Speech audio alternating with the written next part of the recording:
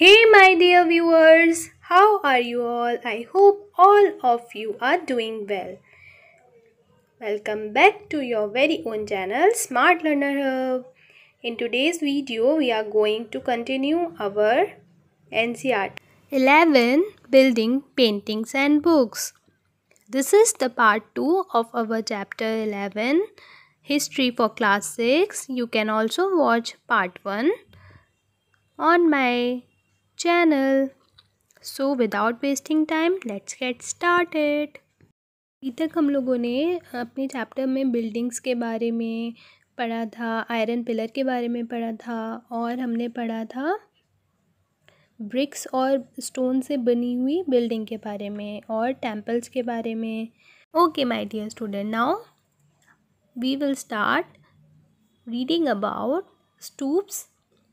How were stupas were built and temple built. ये स्तूप्स जो होते थे और जो मंदिर वगैरह होते थे वो किस तरीके से बनते थे. और ये जो स्तूप्स होते थे या जो मंदिर होते थे वो यूजुअली कौन बनाते थे? किंग्स और क्वीन, क्योंकि वो एक महंगा काम होता था. तो इस वजह से वो लोग इसकी ज़िम्मेदारी लेते थे वो और अपनी शान और शौकत को दिखाने के लिए वो इसको बनाया करते थे. और बहुत अच्छी बड़ी बड़ी जगहों से बहुत अच्छा मटेरियल मंगाया जाता था. ट्रांसपोर्टेशन होती थी. केयरफुली उनको बहुत करीने से चुन चुन के न्यू बिल्डिंग्स के लिए उसको यूज़ किया जाता था. फिर कुछ रफ ब्लॉक्स और स्टोन्स भी लिए जाते थे. फिर उनको क्या किया जाता था, उसे शेप किया जाता था. और जो शिल्पकार होते थे उनको बहुत अच्छी तरीके से अपनी शिल्प कला दिखाकर उनको पिलर्स के फॉर्म में, पैनल्स के फॉर्म में, वॉल्स, लंबी लंबी दीवारें बनाते थे, फ्लोर बनाते थे, छत बनाते थे और उनको बिल्कुल सही राइट पोजीशन में रखते थे. जैसे कि आपके बुक में एक पिक्चर दे रखी है लेफ़्ट में जैना मोनेस्ट्री की, जो कि उड़ीसा में है. और ये 2 स्टोरी है और उसको एक पत्थर से, रॉक से कार्विंग करके बनाया गया है. और आप इसमें नोटिस कर सकते हैं इसका एंट्रेंस दे रखा है रूम्स का. और जो जैना के मॉन्क्स थे वो वहाँ पे रहते थे और मेडिटेशन करते थे. और नीचे की तरफ below sculpture for the national museum new Delhi के नेशनल म्यूज़ियम से दे रखा है. और आप ये देख सकते हैं कि किस तरीके से एक पत्थर पर उन्होंने केव्स के ऊपर हॉलो करके इसे बनाया होगा. ये भी हो सकता है कि राजा और रानियों ने अपने ख़जानों में से जो शिल्पकार होते थे उनके लिए इतने शानदार स्ट्रक्चर्स जो कि संरचना उन्होंने की थी उसके लिए वो अपने ख़जानों में से उनको पेमेंट करते थे, उनको पैसे देते थे. और इसके साथ साथ क्या होता था, डिवोटीज़ जो श्रद्धालु आते थे वो विज़िट करते थे टेम्पल और स्तूप को. और वो जो है वो भी गिफ्ट्स वगैरह देते थे वहाँ पे. तो वो गिफ्ट्स के तौर पे जो भी वो दिया करते थे उसको यूज़ करा जाता था बिल्डिंग के डेकोरेशन के लिए, इसकी सजावट के लिए. फॉर एग्ज़ाम्पल एक एसोसिएशन थी आइवरी वर्कर की जो कि पे करती थी, पे किया था उन्होंने ब्यूटीफुल गेटवे जो थे सांची पर. Among others who paid for decoration व मर्चेंट्स. जो और लोग करते थे उसमें कौन कौन लोग थे? मर्चेंट्स थे, फार्मर्स थे, गार्लैंड मेकर्स थे, perfume Smiths and 100 of man and women. तो जो मंदिर वगैरह होते थे वहाँ पे क्या होता था, कुछ जो लोग आते थे वहाँ पे दान देते थे, कुछ जो भी अच्छा काम वहाँ पे करके जाते थे. तो जैसे किसी ने पंखा लगवा दिया, किसी ने कोई दीवार बनवा दी, किसी ने कोई खिड़की बनवा दी, किसी ने कुछ बनवा दिया. तो पहले ज़माने में भी और अभी भी वहाँ पे उस चीज़ पे अपने नाम लिखवाए जाते थे. हम पढ़ेंगे पेंटिंग्स के बारे में. तो अजंता और अलोरा. अजंता और अलोरा कहाँ पाया जाता है? महाराष्ट्र में. ये एक प्लेस है जहाँ पे बहुत सारे सालों से, बहुत पहले से क्या किया गया था, केव्स को हॉलो आउट करा गया था. मतलब केव्स को काट काट के गुफाएं बनाई गई थी. और ये किस लिए बनाई गई थी? मोनेस्ट्रीज़ बनाने के लिए. किसकी? बुद्धिस्ट मंक्स की. बौद्ध धर्म के जो साधु संत होते थे उनके लिए। और उनमें से कुछ जो है उनका डेकोरेशन किया जाता है पेंटिंग से। यहाँ पे आपकी बुक में बहुत एक अच्छा सा एग्जाम्पल भी दे रखा है। जो केव्स आते थे वो अंदर से डार्क होते थे, और ये पेंटिंग हो सकता है कि टॉर्चेस की लाइट में इनको बनाया जाता था। और जो इनके कलर होते थे वो बहुत खूबसूरत होते थे। 1500 साल बाद भी ये जो प्लांट और मिनरल्स जो होते हैं, हो सकता है इंडिगो से ब्लू कलर लिया जाता हो या फिर चूने से वाइट कलर लिया जाता हो, इस तरह से कलर लेके इनको बनाया जाता था। जो आर्टिस्ट होते थे जो बनाते थे वो उन्होंने अपने बहुत ही शानदार तरह की आर्ट दिखाई है, और वो आर्टिस्ट आज तक अननोन है, वो उनका नहीं पता चला। तो बच्चों अब हम पढ़ेंगे द वर्ल्ड ऑफ बुक्स, किताबों की दुनिया के बारे में। Some of the best known epics. अब ये एपिक्स क्या होता है? एपिक्स को हम कहते हैं महाकाव्य। वो इस पीरियड में लिखी जाती थी। एपिक्स जो है वो एक तरह से हीरोइक स्टोरीज़ होती थी कि जैसे कि फॉर एग्ज़ाम्पल महाभारत और रामायण। ये एक बहुत ग्रैंड, मतलब किसी के बारे में ग्रैंड लॉन्ग कंपोजिशन होती थी, और उनके वीरता की कहानियाँ, मैंस की, लोगों की, आदमियों की और औरतों की, और उसमें स्टोरीज़ होती थी उन लोगों की और गॉड्स की। तो इससे हमें ये समझ में आता है कि कुछ इम्पॉर्टेंट लोगों की, कुछ जो है हिस्ट्री में बहुत जिन्होंने कुछ बड़ा काम किया हो, असाधारण लोगों की इसमें लिखा जाता था। अब बताया गया है फेमस तमिल एपिक के बारे में जिसका नाम है सिलापदिकराम। उसको किसने कंपोज किया था? वो किया था एक पोएट जिनका नाम था इलांगो। ये एक इम्पॉर्टेंट पॉइंट है। 1800 साल पहले उसमें एक स्टोरी है एक व्यापारी की जिसका नाम है कोवालन। कोवालन जो है वो पुहार नामक एक जगह पे रहता है, और वो प्यार में पड़ जाता है एक कोटेशन यानी कि वैश्या की जिसका नाम माधवी है, और वो अपनी वाइफ को नेग्लेक्ट करता है, उसको छोड़ देता है, और जिसका नाम है कन्नगी। बाद में क्या होता है, कन्नगी जो है वो पुहार छोड़ देती है और वो सिटी चली जाती है Madurai, where he was wrongly accused of theft by the court jeweler। और वहाँ पे क्या होता ये है कि बाद में उसको अपनी गलती का जब एहसास होता है तो वो लोग छोड़ के चले जाते हैं, और कहाँ पे जाते हैं? मदुराई जाते हैं। वहाँ पे वो दोनों जब साथ में होते हैं तो वहाँ का जो एक किंग होता है, पांड्या किंग, उसका जो ज्वेलर होता है एक जो कि सुनार होता है, वो उन पे इल्ज़ाम लगाता है चोरी का। तो इसकी वजह से जो किंग होता है वो कोवालन को सज़ाए मौत दे देता है। और जो कन्नगी थी वो उससे अभी भी प्यार करती थी। वो बहुत ज़्यादा गुस्से में और बहुत ज़्यादा दुख में हो जाती है क्योंकि उसे उसके साथ नाइंसाफ़ी हुई थी, और वो पूरे सिटी को डिस्ट्रॉय कर देती है, बर्बाद कर देती है सिटी ऑफ मदुराई को। ये एक तरह से जो है उन कन्नगी के बारे में बताया गया है इस एपिक में। आप लोगों को एक डिस्क्रिप्शन दे रखा है सिलापदिक्रम से। उधर उसमें कन्नगी का जो ग्रीफ है, जो उसका दुख है, वो उसको बयान कर रखा है। एक और कंपोजिशन के बारे में बात हुई है जो कि एक तमिल एपिक थी मणिमकालाई। वो जो है किसने कंपोज करी थी? सत्तनार ने, और ये 1400 साल पहले की गई थी। इसमें जो स्टोरी बताई गई है वो बताई गई है डॉटर ऑफ कोवालन एंड माधवी, इनकी बेटी की कहानी की।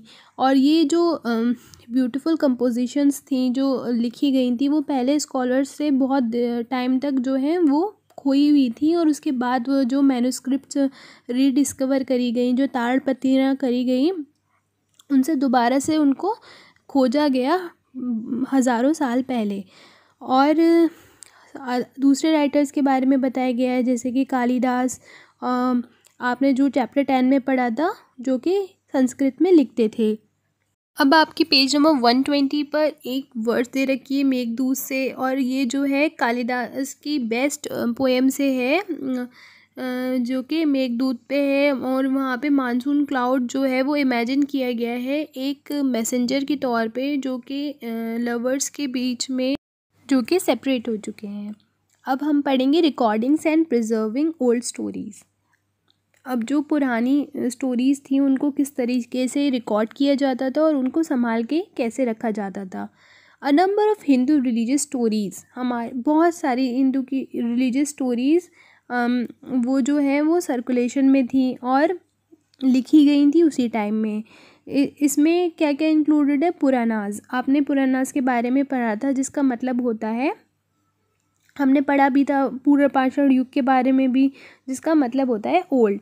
पुरानास कंटेन स्टोरीज अबाउट किस किस के बारे में होता है? गॉड्स के बारे में, गॉडेसेस के बारे में, भगवान विष्णु, सच एज विष्णु, शिवा, दुर्गा और पार्वती।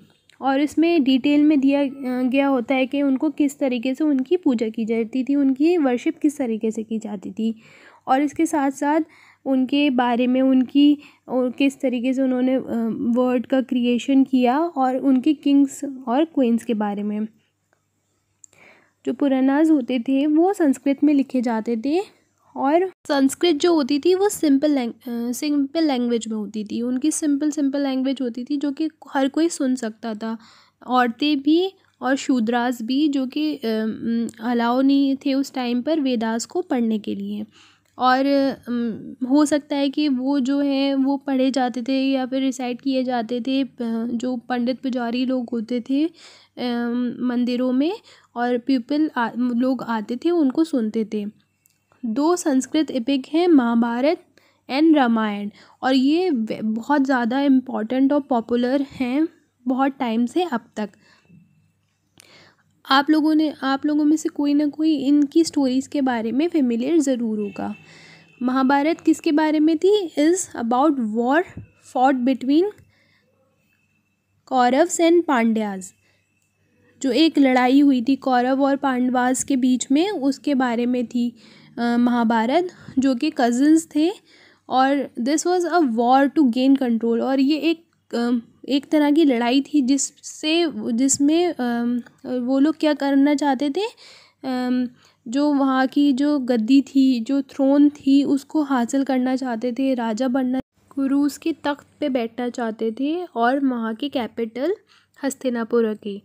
जो कि ये जो स्टोरी थी वो बहुत पुरानी है, और जो है वो लिखी गई है अबाउट 1500 साल पहले।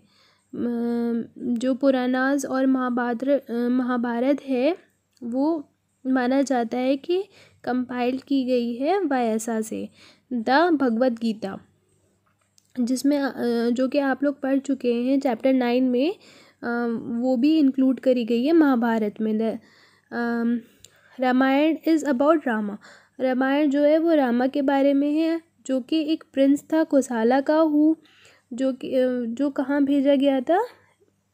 वनवास पे, और जो उसकी वाइफ थी वो उसको एक किंग ने लंका से उठा लिया था, उसका नाम था रावण, और Rama had to fight a battle, उसको एक लड़ाई लड़नी पड़ी थी उसको वापस लाने के लिए, और वो जीत गया, और फिर अयोध्या आया था, द कैपिटल ऑफ कोसाला, जो कोसाला का कैपिटल है, और उसकी जीत के बाद उसकी विक्ट्री मनाई गई।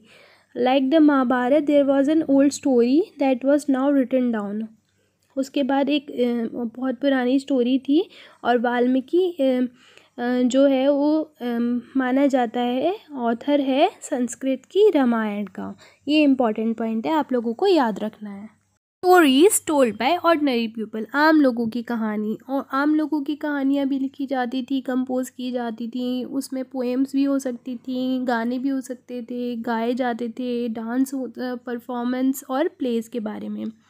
और इनकी कुछ कलेक्शन जो है अभी तक उसको बचा के रखा गया है, और उनमें से कुछ हैं जटाकाज और पंचतंत्र में, which were written down around this time, और वो लिखी गई थी। Stories from Jatakas were often shown on the railing of stupas, और जटाकाज की स्टोरी जो है स्टूप्स पे उनकी रेलिंग पे लिखी गई थी, और पेंटिंग्स बनाई गई थी। हाँ तो बच्चों, नेक्स्ट पेज पे आप लोगों को एक स्टोरी दे रखी है। Story of the monkey king. एक मंकी किंग हुआ करता था, हिमालयन इलाके में वो रहता था और जिसके 80,000 फॉलोअर्स थे। और वो एक स्पेशल काइंड के फ्रूट जो कि एक आम था, स्पेशल मैंगो ट्री पे थे उसको, और जो उस पर मैंगोज आते थे वो प्लेन्स एरिया में नहीं आते थे। एक दिन क्या होता है, एक पका हुआ आम जो है वो गिर जाता है वाराणसी में की तरफ, वो फ्लोट कर जाता है पानी के साथ। और जो किंग होता है वहाँ का, सिटी का, वो वहाँ पे नहा रहा होता है और उसको जब वो आम उसके हाथ आता है तो वो देखता है कि वो बहुत स्वीट होता है। तो वो वहाँ के जो फॉरेस्टर्स के इंचार्ज होते हैं, जो जंगलवासी होते हैं, उनसे ये पता करो कि कौन सी ट्री का फल है। और इसकी वजह से वो एक मतलब एक रास्ता निकाल लिया इसका। और वहाँ पे जो किंग होता है वो अपने कोर्टियर्स के साथ वहाँ जाता है और बहुत सारे मैंगोज ले लेता है। और जब रात होती है तो उसको पता चलता है कि जो वो मंकी किंग था वो क्या करता है, उसे पता चलता है कि वो सारे लोग वहाँ पे मैंगोज ले जाएंगे और उनको मार देंगे। तो वो एक रास्ता बनाता है, एक ब्रिज बनाता है और उसमें से सारे मंकीज़ को पार करा देता है। और वो सारे मंकीज़ तो पार कर जाते हैं, लेकिन वो खुद बेचारा गिर जाता है और वो मर जाता है। तो जब उसको ह्यूमन किंग जो होता है, जो इंसान का किंग होता है, वो उनको जब उसको पता चलता है तो उसे बहुत बुरा लगता है। और वो उसकी याद में एक स्तूप बनाता है जो कि बरहूत में है, सेंट्रल इंडिया के। और उसमें वो पिक्चराइज करता है उस चीज़ को वहाँ पे स्कल्पचर की फॉर्म में, और उससे इस स्टोरी का पता चलता है। Writing books on science. ये वो टाइम था जब आर्यभट्टा, जो कि एक बहुत फेमस मैथमेटिशियन थे और एस्ट्रोनॉमर थे, उन्होंने एक बुक लिखी थी संस्कृत की, उसका नाम था आर्यभट्टियम। और उन्होंने ये बताया था कि दिन और रात जो है वो किसकी वजह से होता है, रोटेशन होता है अर्थ का उसके एक्सिस पे। और जो कि आप लोगों ने अपने ज्योग्राफी में पढ़ा होगा। हम लोगों को तो ये लगता है कि सन छुप रहा है या निकल रहा है, लेकिन जो हमारी धरती है वो अपनी धुनी पर चक्कर लगा रही होती है, जिसकी वजह से डे एंड नाइट होता है। इसके साथ साथ आर्यभट्ट ने हमें और भी बहुत सारी साइंटिफिक एक्सप्लेनेशन दी थी, जैसे कि इक्लिप्सिस यानी कि ग्रहण के बारे में। और ये सारे जो पार्ट है ये बहुत इम्पॉर्टेंट है, क्योंकि उन्होंने हमें काफ़ी सारी चीज़ों के बारे में बताया था, दिन और रात में, और जो धरती चक्कर लगाती है उसकी वजह से। और उन्होंने सर्कमफेरेंस ऑफ सर्किल, जो कि आप अपनी 7th क्लास में पढ़ेंगे, जिसका फॉर्मूला होता है 2πr², जो कि आज तक हम अपनी स्टडीज़ में पढ़ रहे हैं। आर्यभट्ट की तरह वह मीरा ब्रह्मगुप्त और बृहस्पत्याचार्य, ये भी और मैथमेटिशियन और एस्ट्रोनॉमर थे उस टाइम के, जिन्होंने कुछ डिस्कवरीज की थी। आप लोग उसके बारे में आप लोग पता करेंगे और कमेंट सेक्शन में बताएंगे। अब आता है ज़ीरो के बारे में। जैसे कि ज़ीरो की डिस्कवरी भी हमारी कंट्री में हुई थी, और ये सिस्टम ऑफ काउंटिंग अरब्स ने वो करा था, अडेप्ट करा था, और पूरे यूरोप में फिर ये फैल गया था और फिर पूरे वर्ल्ड में जाके इसका यूज़ स्टार्ट हो गया था। इससे पहले रोमन्स जो थे वो काउंटिंग सिस्टम बिना ज़ीरो के यूज़ करते थे। अब आयुर्वेदा के बारे में पढ़ेंगे। आयुर्वेद जो है वो वेदों से बना है, मतलब जैसे कि बहुत तरह की अब लोगों को बीमारियाँ हो जाती है, और पुराने ज़माने में भी हुआ करती थी।